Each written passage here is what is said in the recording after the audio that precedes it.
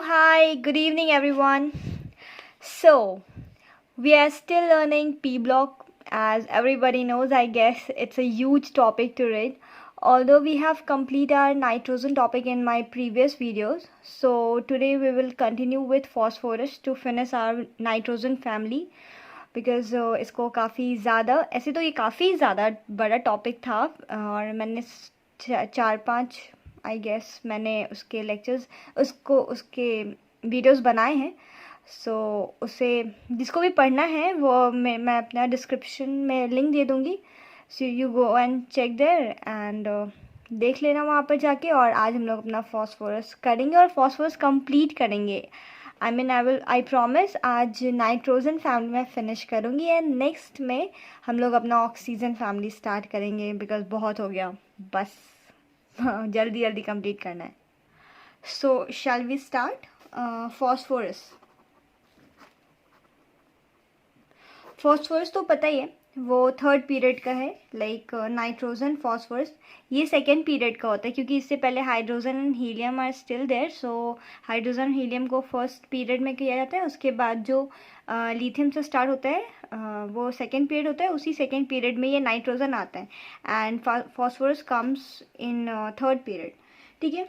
तो देखो फॉस्फोरस के क्या होते हैं एलोट्रॉप्स. एलोट्रॉप्स मतलब होते हैं ना कि उसका अलग अलग टाइप्स कि फॉस्फोरस भी दो तीन ऐसे तो बहुत सारे आई गेस एलोट्रॉप्स हैं. बट हमारे सिलेबस में according to NCERT for our entrance examination only 3 isotopes are there we have to study and that is white, red and black. तो उसमें हम लोग देखेंगे इस तीनों में हम लोग को बस इतना देखना है कि कौन ज़्यादा रिएक्टिव है, कौन ज़्यादा स्टेबल है, कौन कैसे कंपैरिजन करना है, उसके स्ट्रक्चर्स पढ़ने हैं, उसके बारे में थोड़े मोड़े कुछ कुछ देखना है. लास्ट में फॉस्फोरस का जो एसिड है ना उसको पढ़ना है, उसके बेसिसिटी को देखना है. मतलब जितना मैं भी टॉपिक बता रही हूँ और ऐसा लग रहा होगा लाइक अरे बाप रे कितना ज़्यादा है. बट जैसे जैसे मैं इसको कंटिन्यू करूँगी वैसे वैसे होप तुम लोगों को ये बहुत इजी होता जाएगा बिकॉज मैं उसी तरीके से पढ़ाऊँगी.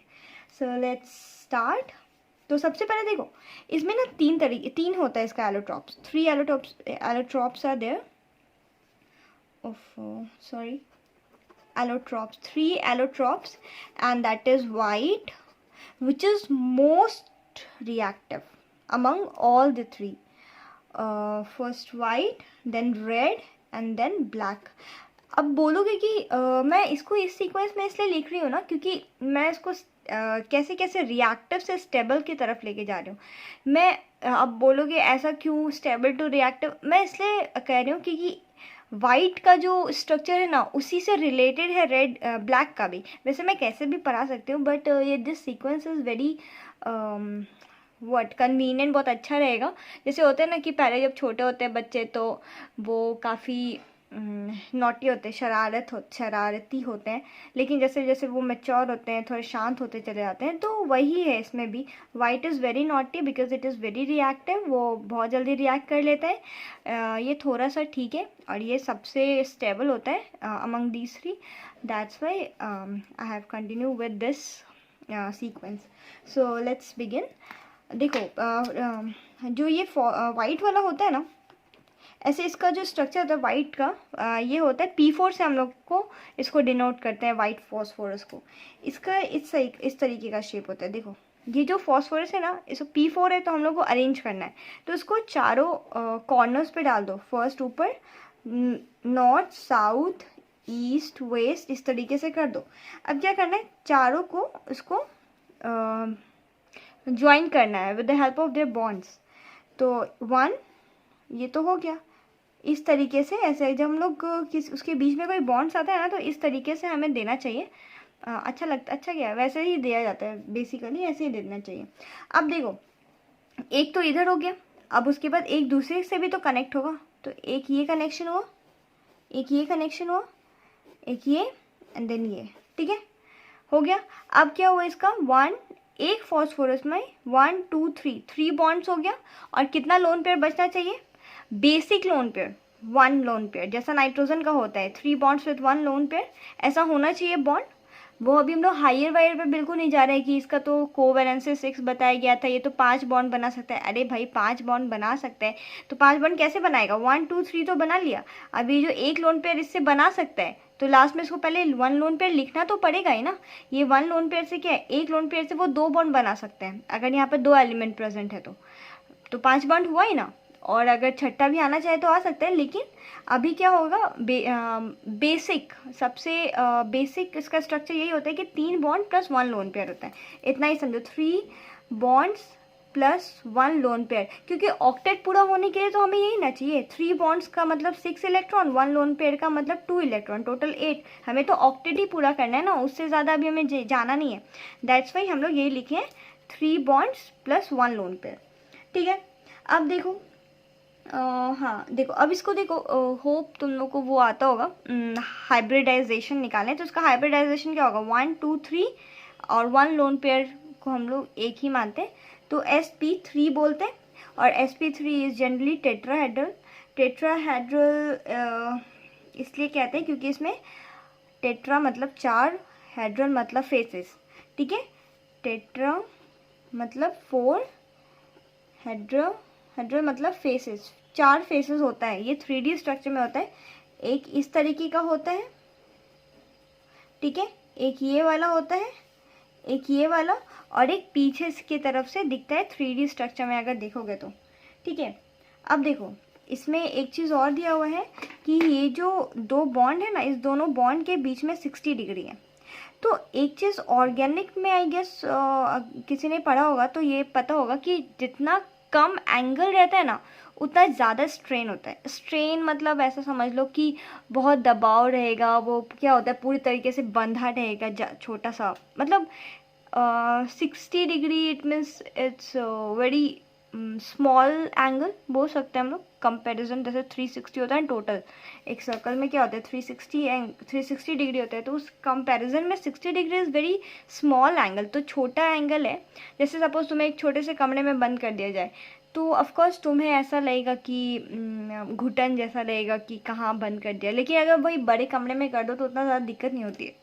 लाइक दैट 60 डिग्री बहुत छोटा एंगल है जो इस दोनों के बीच में लगा रहता है उसके। और देखो ये फॉस्फोरस क्या है, तीनों तरफ से बंधा हुआ है, इधर से भी, इधर से भी, इधर से भी, मतलब एक फॉस्फोरस को सब एक दूसरे से बांध के रखा है। तो ये काफ़ी स्ट्रेस में है, काफ़ी इसमें स्ट्रेन है, मतलब ये एकदम अनस्टेबल फील करेगा अपने आप को। ठीक है, अब देखो इसमें स्ट्रेन बहुत ज़्यादा हो जाएगा क्योंकि 60 डिग्री बहुत कम एंगल है ना, तो स्ट्रेन बहुत ज़्यादा हो जाता है जिसकी वजह से इसका जो ये सब बॉन्ड्स है ना वो वीक हो जाता है, और वीक होने की वजह से वो टूटना चाहेगा। और टूटना चाहेगा मतलब वीक हो रहा है बॉन्ड, स्ट्रेन कम, एंगल कम होने की वजह से एंगल कम, एंगल लेस, स्ट्रेन मोर। ठीक है, तो इसके वजह से क्या होगा, बॉन्ड वीक होगा। और बॉन्ड वीक होने का क्या फ़ायदा है, अगर सपोज ये जो 2 बॉन्ड लगे हुए हैं, एक बॉन्ड लगा है ना इस फॉस्फोरस और इस फॉस्फोरस के बीच में, तो अगर ये बॉन्ड टूटेगा तो इसके पास एक इलेक्ट्रॉन बचेगा ना, और इसके पास भी एक इलेक्ट्रॉन बच जाएगा। तो ये अपना स्टेबल होने के लिए क्या होगा, ये दूसरे के साथ रिएक्ट करेगा ताकि इसका फिर से ऑक्टेट पूरा हो जाए, और ये भी दूसरे के साथ रिएक्ट करेगा। तो बॉन्ड वीक होने का मतलब उसका बॉन्ड टूटना, और बॉन्ड टूटने का मतलब होता है वो काफ़ी रिएक्टिव होगा। अगर इसका एंगल कम है, स्ट्रेन ज़्यादा है और ये वीक हो रहा है इसका बॉन्ड, इसका मतलब ये रिएक्शन पार्टिसिपेट करेगा, क्योंकि बॉन्ड स्टेबल ही नहीं है, बॉन्ड टूट जाएगा तो वो दूसरे के साथ ऐसा कंपाउंड बनाना चाहेगा। This is the reason why white phosphorus is more reactive, because इसमें काफ़ी ज़्यादा प्रेशर, ये तीनों तरफ से बंधा हुआ है। तो ठीक है, ये चाहेगा नहीं अब मुझे, मतलब जैसे देखो किसी बच्चे को ऐसा होता है ना, इतना पढ़ा दो, जैसे 10th के बाद डायरेक्ट 11th में जैसे बच्चे जाते हैं तो कितना ज़्यादा सिलेबस हो जाता है 11th में। 10th के कंपैरिजन में 11th में बहुत ज़्यादा सिलेबस है, तो बहुत सारे बच्चे कॉप अप नहीं कर पाते उसको। तो क्या होता है, बहुत सारे बच्चे छोड़ ही देते हैं पढ़ाई, मतलब नहीं करते, बहुत कम बच्चे पढ़ाई करते हैं। तो होता है ना कि मतलब उसको एकदम स्ट्रेस फील होने, अगर सपोज वही बच्चे शुरू से ही थोड़ा थोड़ा करके अच्छे से पढ़ रहे हैं तो क्या होता है 11th में जाके उसको लगेगा अच्छा ठीक है ये भी मैं थोड़ा देख लूँगा, कर लूँगा, अदरवाइज नहीं हो पाता। तो एक बार किसी को ऐसा स्ट्रेस दोगे तो वो अपने आप को मतलब एक फ्री इन्वायरमेंट में जाने की कोशिश करेगा। तो ये एंगल छोटे होने, स्ट्रेन ज़्यादा होने की वजह से अपना ये बॉन्ड वीक कर लेता है। ठीक है, इसलिए ये ज़्यादा रिएक्टिव होता है। अब हम लोग चलते हैं रेड के तरफ। रेड का भी सेम ही होता है, बस इसका ना वही डिफरेंट होता है। बस देखो, इसको, इस फॉस्फोरस को क्या किया गया है, तीनों तरफ से बांध दिया गया है।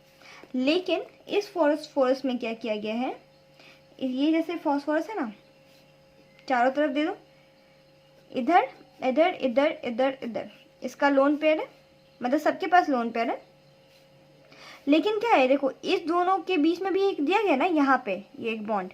लेकिन यहाँ क्या होता है, यहाँ से ये वाला बॉन्ड तोड़ के इससे बगल वाले, मतलब एक चेन जैसा बना दिया कि ये एक P4 है, फिर यहाँ P4 होगा, यहाँ P4 होगा।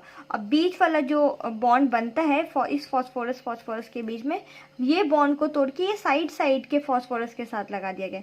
फिर यहाँ कोई होगा ऐसा,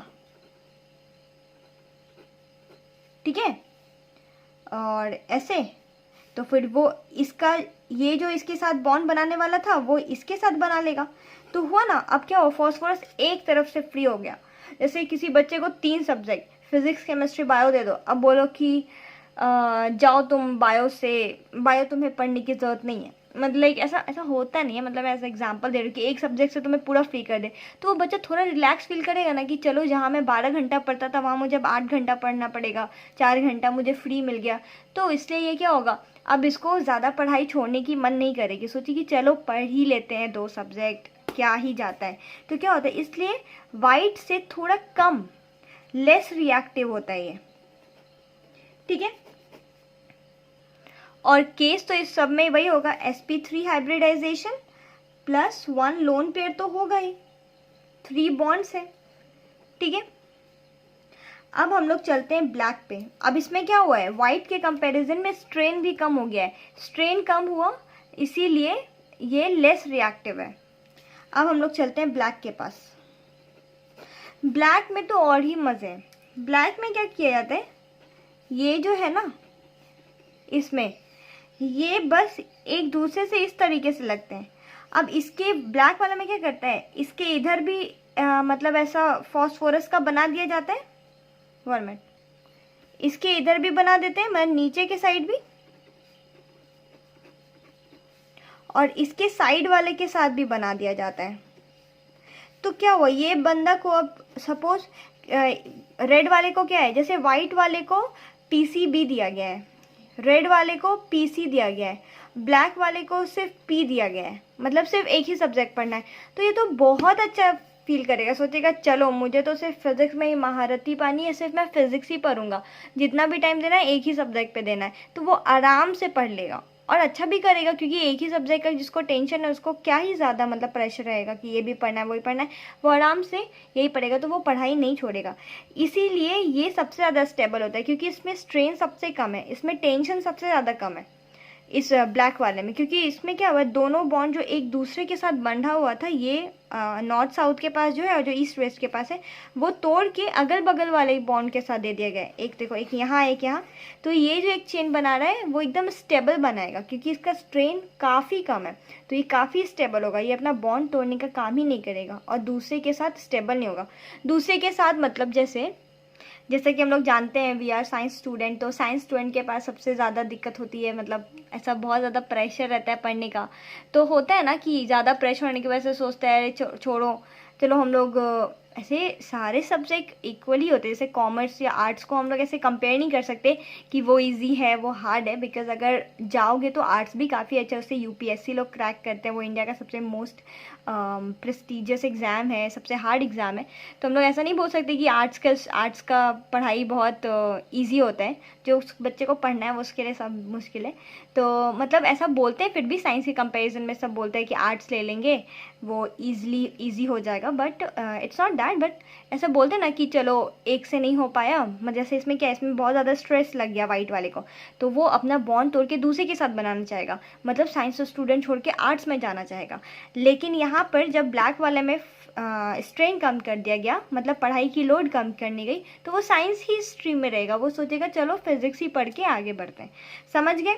इसीलिए रीज़न, जिसका बॉन्ड वीक होगा वो दूसरे साथ कंपाउंड बनाना चाहेगा, मतलब वो रिएक्टिव होगा। तो वाइट जो होता है वो मोस्ट रिएक्टिव होता है, रेड लेस रिएक्टिव होता है, और जो ब्लैक है वो लीस्ट रिएक्टिव होता है, मतलब सबसे कम। और जो लीस्ट रिएक्टिव है मतलब वो मोस्ट स्टेबल है, because reactive and stability these are just inversing most stable. ठीक है, बस इतना ही इसमें समझना था और कुछ नहीं। ये सबसे ज़्यादा स्टेबल है, मतलब इसमें स्ट्रेन भी सबसे कम होगा, स्ट्रेन भी इसमें लीस्ट होगा, और सबसे ज़्यादा स्ट्रेन तो इसी में है, वाइट वाले में। अब 2-3 चीज़ पढ़ लेते हैं। 2-3 चीज़ में देखो क्या होता है। वाइट फॉस्फोरस जो होता है, मैं इसमें लिखना तो कुछ है नहीं ज़्यादा, फिर भी मैं बताती हूँ, रुको।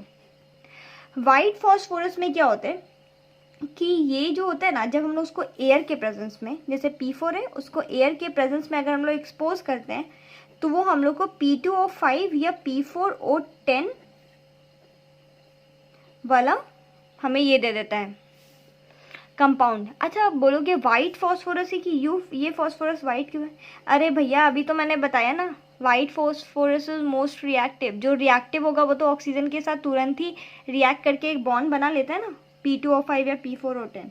अब एक बात बताओ, अब कोई चीज़ ऑक्सीजन के प्रेजेंस में बर्न कर रहा है, मतलब वो उसके साथ ऑक्सीडाइज हुआ ना, तो क्या रिएक्शन है तो ग्लो करेगा?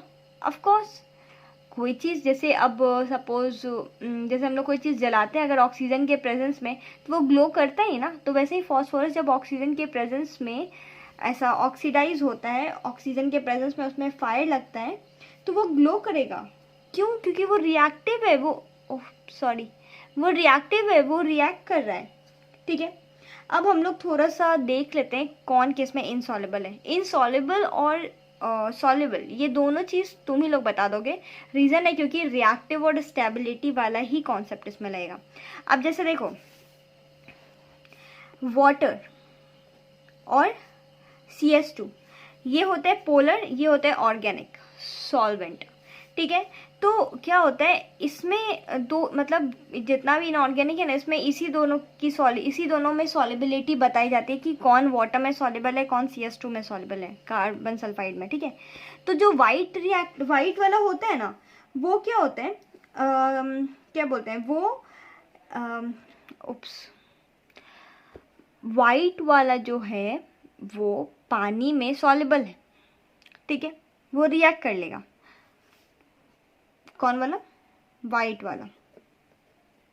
लेकिन ये जो CS2 है ना, ये CS2 में वाइट, रेड, ब्लैक तीनों में कोई भी सॉल्युबल नहीं है। मतलब नटसेल में तुम लोग बस इतना जानो कि white is most reactive phosphorus allotrope, सबसे मोस्ट रिएक्टिव फॉस्फोरस का एलोट्रॉप वाइट वाला है। तो रिएक्टिव होने की वजह से वो दोनों में से किसी एक में वो सॉल्युबल भी हो गया, मतलब पानी में वो सॉल्युबल हो गया। लेकिन बाकी जो रेड और ब्लैक है वो दोनों तो स्टेबल है, तो अपना बॉन्ड नहीं तोड़ेगा, और जब बॉन्ड नहीं तोड़ेगा तो वो वाटर के साथ रिएक्ट कैसे करेगा? तो जो वाइट, रेड और ब्लैक जो होता है ना, ये दोनों ही जो है, वाइट, रेड और ब्लैक जो है, ये दोनों ना वाटर में सॉल्युबल है ना ही CS2 में। लेकिन जो वाइट वाला फॉस्फोरस है वो रिएक्टिव होने की वजह से वाटर में सॉल्युबलाइज करेगा, लेकिन CS2 में नहीं सॉल्युबलाइज करेगा। ठीक है, समझ गए? रिएक्टिव होने की वजह से वाइट फॉस्फोरस जो है वो थोड़ा पानी में सॉल्युबल भी हो जा रहा है, लेकिन बाकी जो CS2 की बात रही तो उसमें तीनों में से कोई सॉल्युबल नहीं होगा। और रेड और ब्लैक तो होगा ही नहीं, because they are most stable, मतलब बहुत अच्छा स्टेबल, तो काफ़ी ज़्यादा अच्छा नहीं, क्योंकि स्ट्रेन कम करते चले गए। अब इसमें most interesting and one of my favourite thing आ गया है। चलो इसका आप डिस्कस करते हैं, किस तरीके से स्ट्रक्चर बनाया जाता है। इतना इजी स्ट्रक्चर, मतलब मैं बहुत इजी स्ट्रक्चर बताऊंगी। देखो, अब हम लोग पढ़ने जा रहे हैं ऑक्साइड्स ऑफ फॉस्फोरस।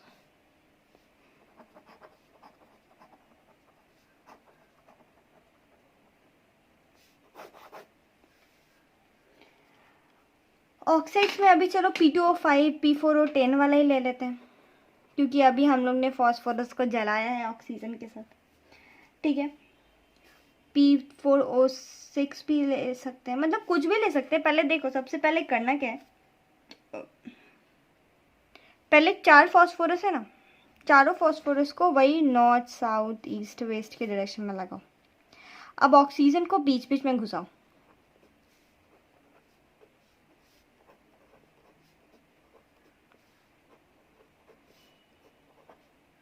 कितना हो गया ऑक्सीजन? 1 2 3 4 5 6 7, सॉरी 6, ये वाला बन गया। और लोन पेयर तो बात ही है,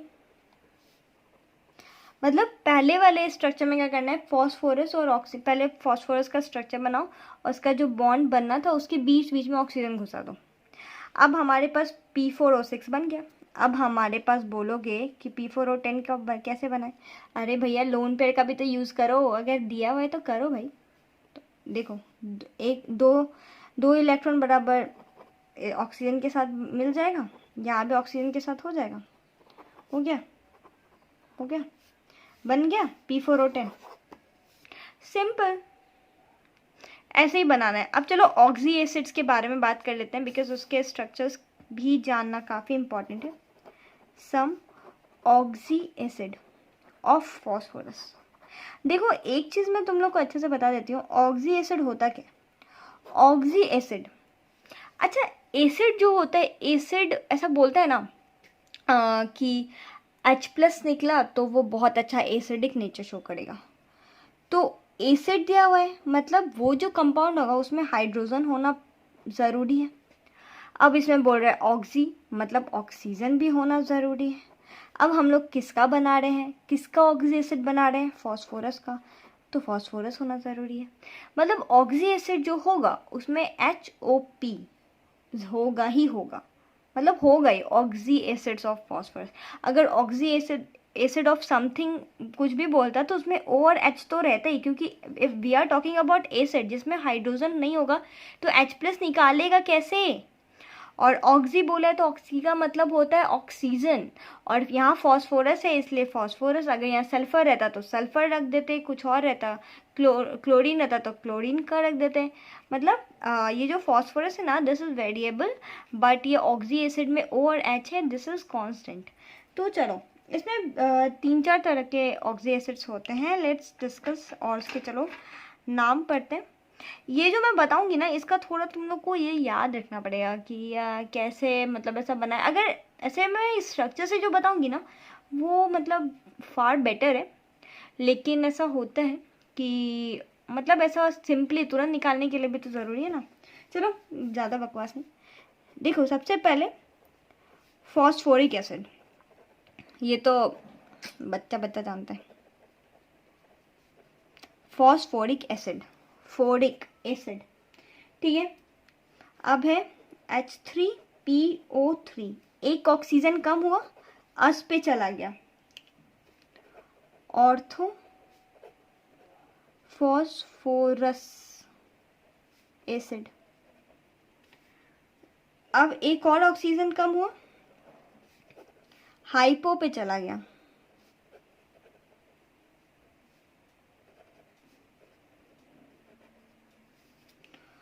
और एक होता है पायरोफॉस्फोरिक। एक चीज है ना H3P2O7। अब बोलोगे अरे यार ये क्या दे दिया, इसका तो याद करना पड़ेगा। लेकिन नहीं, तुम्हें सिर्फ ये 3 याद करना है, बाकी में ये भी याद नहीं करना है, मैं तुम्हें सब बता दूंगी, रुको ना। देखो बस ये देखो, जहाँ एक है, मतलब फॉस्फोरिक का तो सबको पता है H3PO4 होता है। जैसे जैसे अस हो रहा है, जैसे ऑर्थो है तो एक ऑक्सीजन हटा दो, हाइपो है तो फिर एक ऑक्सीजन हटा दो, ठीक है। अब ये यहाँ जहाँ एक आया वहाँ देख रहे हो एकदम भारी भरकम क्या बोलते हैं कंपाउंड आ गया। तो सबसे पहले देखो हम लोग H3PO4 का स्ट्रक्चर बनाना सीखते हैं। Structure banana is very important, याद तो हो ही जाएगा, रीज़न है कि बार बार पढ़ने से तो याद होता ही, होना भी चाहिए। सबसे पहले क्या करो, ये जो सेंट्रल मेटल होता है ना, ये सेंट्रल मेटल को रखो, उसके साथ एक ऑक्सीजन को लगाने का।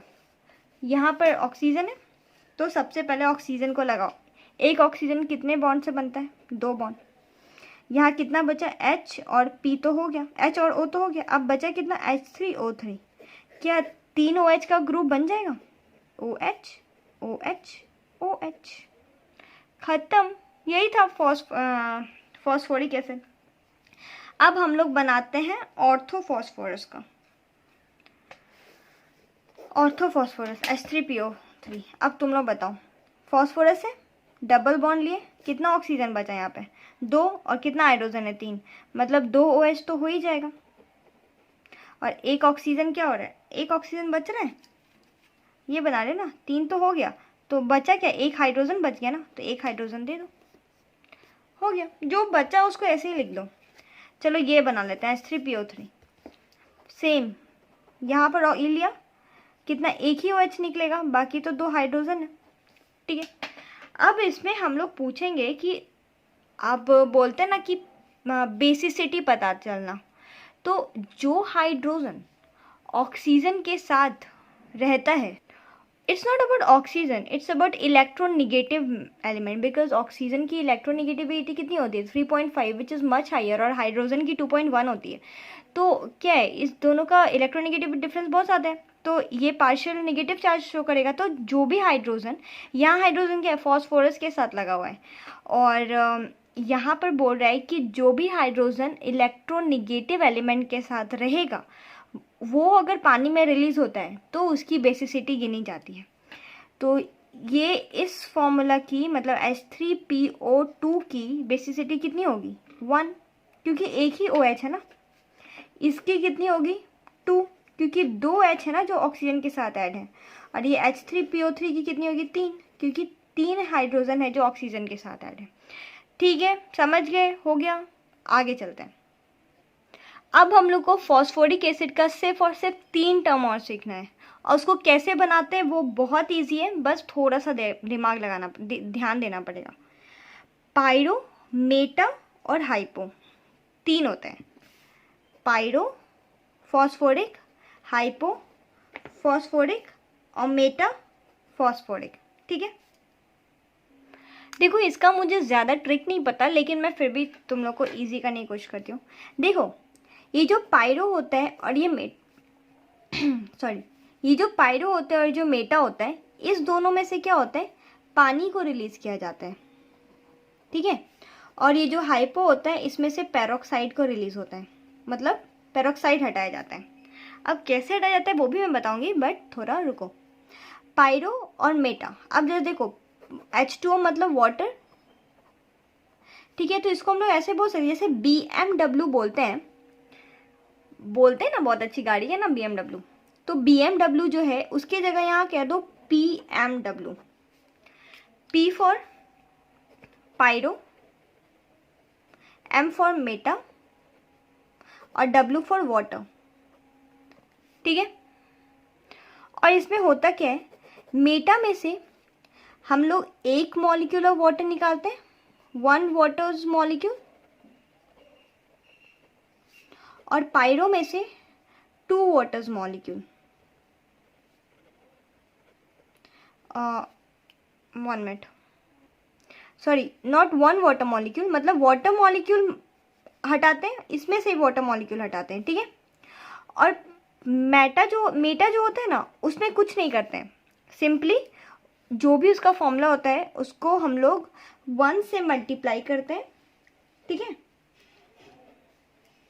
मतलब जो भी दिया रहेगा ना यहाँ, उसको 1 से मल्टीप्लाई करते हैं, माइनस H2O करते हैं। लेकिन पायरो में क्या होता है, 2 से मल्टीप्लाई करते हैं, जो भी फॉर्मूला, जो भी अभी मैं बताऊंगी, और फिर उसमें से पानी को निकालते हैं।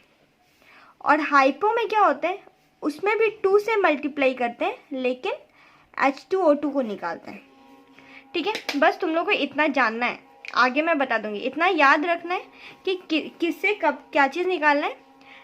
PMW समझ जाओ, पायरोमेटा से वाटर निकलता है और हाइपो से पेरोक्साइड निकलता है।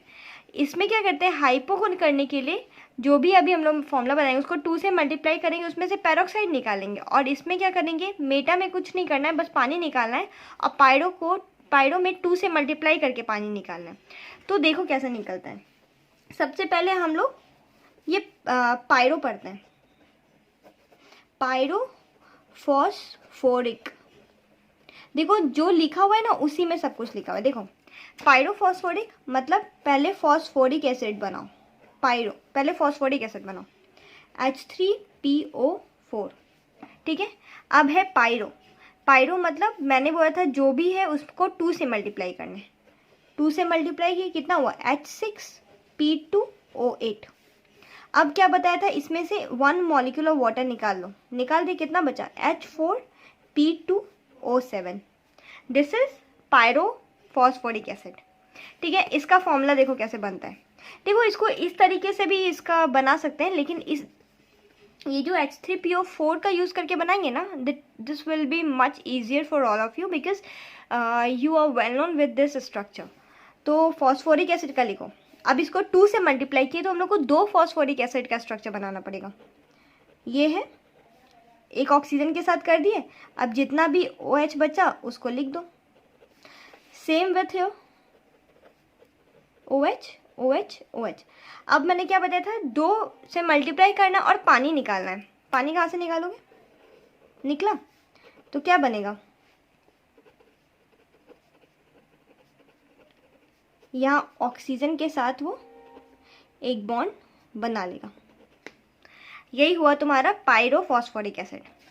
मैं सब करके दिखाती हूँ, बाद में जब ये पढ़ लो एक बार, उसके बाद खुद से बनाना है स्ट्रक्चर, उसके बाद देखना, it will be much easier for you. और ये जो है ये याद करना बस। देखो मैंने पायरो का बता दिया कि पानी निकाला, ठीक है।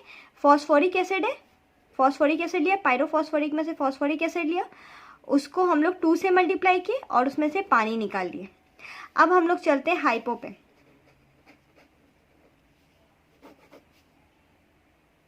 हाइपो में क्या है, देखो मैंने हाइपो में क्या बताया, जो भी है हाइपो फॉस्फोरिक एसिड, इसमें भी क्या करना है, फॉस्फोरिक एसिड बनाओ, उसको 2 से मल्टीप्लाई करो, H6P2O8, उसमें से बस H2O2 निकाल दो, कितना बचा, H4P2O6, ठीक है। इसमें क्या करना है, इसी फॉर्मूला में देखो, इसी स्ट्रक्चर में क्या करना पड़ेगा, H2, यहाँ से भी OH, यहाँ से भी OH, पूरा OH निकाल दोगे और यहाँ ऑक्सीजन की जगह क्या हो जाएगा, ये वाला बॉन्ड बन जाएगा। समझे, हो गया तुम्हारा हाइपोफॉस्फोरिक एसिड। अब तुम्हारा लास्ट में कौन सा बचा, मेटा। मेटा का भी वही है, फॉस्फोरिक एसिड। इसमें कुछ नहीं करना है, इसमें तो मैंने बताया ना H3PO4 है ना, उसमें से डायरेक्ट पानी ही निकालना था, मैंने बताया था ना, यहाँ पे, यहाँ देखो ये वाला बताया था ना,